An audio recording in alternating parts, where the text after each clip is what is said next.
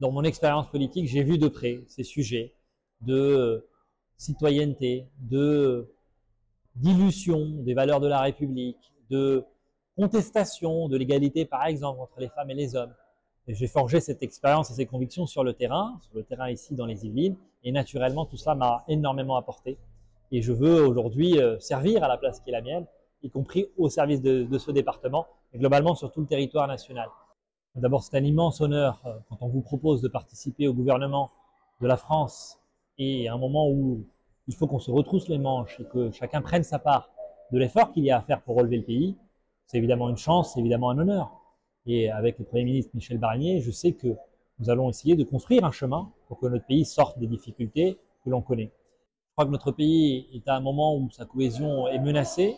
Elle est menacée parce que les principes fondamentaux de la République sont attaqués, ils doivent être rappelés, doivent être réexpliqués, doivent être défendus. Je pense par exemple à la laïcité. On est aussi à un moment où il faut qu'on montre qu'il y a une promesse républicaine qui est possible pour chaque Français, quel que soit son territoire, quelle que soit son origine, quelle que soit sa religion.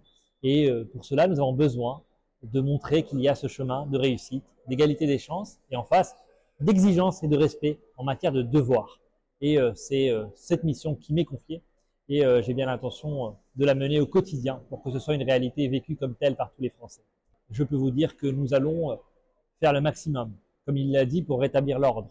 D'abord, la première mission de l'État, c'est de protéger nos concitoyens face à la délinquance. Et pour cela, la volonté politique de ce gouvernement est implacable. Et nous serons d'une grande fermeté parce que le pays a besoin d'autorité et a besoin d'ordre.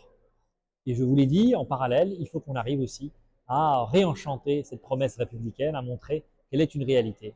Bon, je veux le dire très clairement, dans notre pays, nul ne doit être agressé, insulté, ostracisé, entravé en raison de sa religion, de sa couleur de peau, de son origine, de son territoire, de son orientation sexuelle. Et ce principe-là, c'est aussi une protection que la République donne à tous nos concitoyens, à tous ses enfants. Et oui, il y a besoin d'ordre, parce que sans ordre, il n'y a pas de sécurité, il n'y a pas de liberté. Et c'est cela, évidemment, que nous voulons défendre. Je note qu'une très grande majorité de nos concitoyens souhaitent le rétablissement de l'ordre, souhaitent une réponse forte sur le plan de la sécurité, souhaitent la maîtrise des flux migratoires qui doivent être contrôlés. On doit lutter contre l'immigration irrégulière.